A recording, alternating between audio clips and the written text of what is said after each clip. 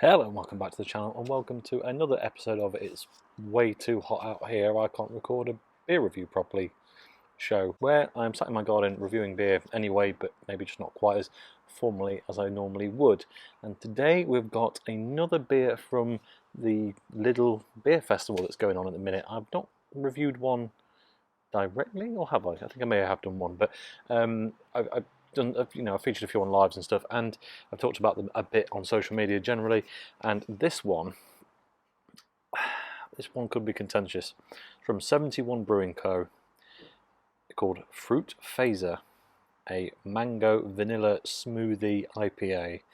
Not necessarily words I want to hear together, racking in at a massive 7.5%. You can see the front of the can there. It's an interesting can design for sure. It's very bright, very colourful. Got a bit of a 70s vibe. Reminds me of the nightclub Flares from many years ago. I only went in there once. It was enough. But yeah, interesting take. Mango vanilla smoothie IPA. Smoothie beer is already a bit contentious given, are they even beer? Throw the word IPA in there. What I'm really hearing is alcoholic fruit smoothie with a bit of dish soap. Let's hope that's not the case, but anyway, yeah, let's crack it open, see what it's like.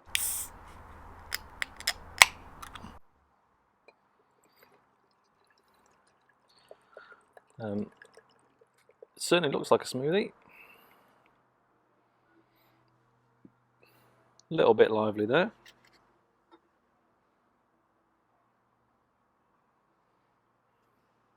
In the glass then, it's another one of those beers that just looks like custard, and it's just thick yellow, can see nothing through it, can't even see if there's any sediment in there, it's that thick.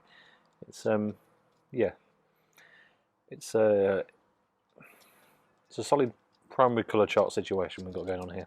Right then, aromas. Not offensive, has to be said. Melon, lemon, mango, obviously. Bit of a pineapple thing going on. Yeah, a bit of a sweet fruit punch kind of a job. Yeah, mango and a bit of extra acidity that actually it's not really lemony at all. It's kind of mango with just a touch of pineapple is what I'm getting. But yeah, that is about it. Let's get into it. Cheers.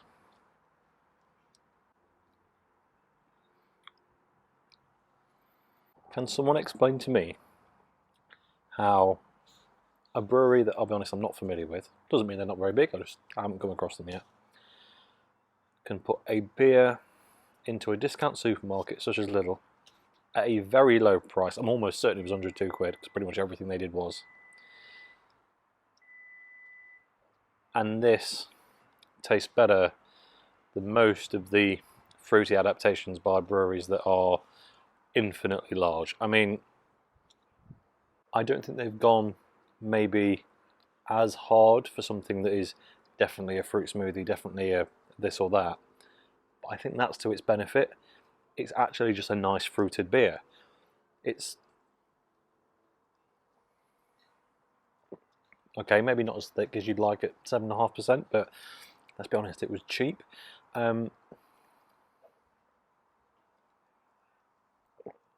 It's light, nice fruity bit.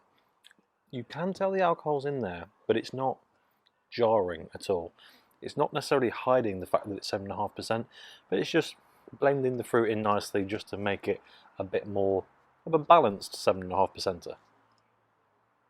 And as for the IPA thing, if you bought this explicitly for the want of an IPA style beer, you may come away disappointed. But there's no denying there is some hop quality in it, and we can just ignore the spiders crawling all over me because I am outside.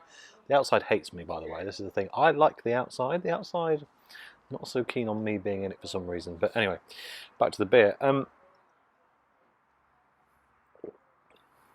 It has got a lingering citrus hop flavour but it's not massive, and it's only citrusy. They've not mixed it in with a load of grassy, dank, herbal, anything like that flavour hops. It's refined, simplistic almost in hop usage, but again, I think that plays to its favour. Right, quick top to bottom taste test then. So, initially, slightly bitter, light carbonation on the front of the tongue. That immediately goes into sweeter. You know what I'm going to say, because I say it all the time about any beer that has this kind of mango, pineapple-y thing to it. A bit like the kids' fruit drink Umbongo.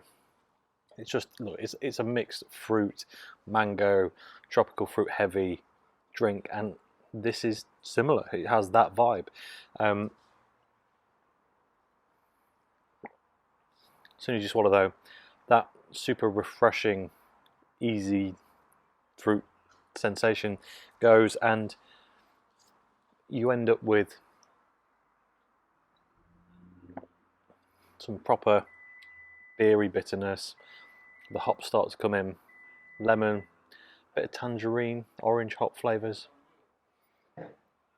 The malt's not playing a big role in this, but for once, actually, I don't think it needs to. I'm a big fan of big malty beer, and generally, when I can't get much malt out of it, I'm disappointed. Actually, with this, the fruit's doing the kind of lifting that would normally do. So, if you want an adjunct beer, you could do worse, for sure. This to me goes right up against the Northern Monk Forbidden Fruits, I think it was called, beer that I reviewed 2 or 3 videos ago now. And the Northern Monk one was probably 3 times, no, not 3 times the price, twice the price, roughly. Now, the Northern Monk one was better, but not twice as good. So, if you only want to buy one and you want a budget, actually, not a bad. I don't want to say it's not a bad imitation, because the Northern Monk one's not been around for that long, really, for it to be an imitation. I don't think it's doing quite the same thing, but it's definitely giving me a similar experience, and that is what it's all about. Right then, let's take a quick look at this can. So on the front, as you've already seen, 71 Brew Co. FP, which stands for Fruit Phaser Mango Vanilla Smoothie IPA, 7.5%. And on the back it says Fruit Phaser, a super soft and hazy beer with lots of creamy oats, wheat, milk, sugar. Okay, I mean, oats, wheat, and lactose, basically, milk, sugar. I said it wasn't that thick. So they've used all of them, but maybe a little sparingly, but I'm absolutely fine with that, to be honest. It says, and a touch of Madagascan vanilla to create a tropical taste sensation. I did not pick up on the vanilla, and I'm now being hounded by another wasp. But it is sweet, but it's not entirely evident, at least for me. The contents are barley, wheat, oats, and milk. It just says milk. Surely it's lactose.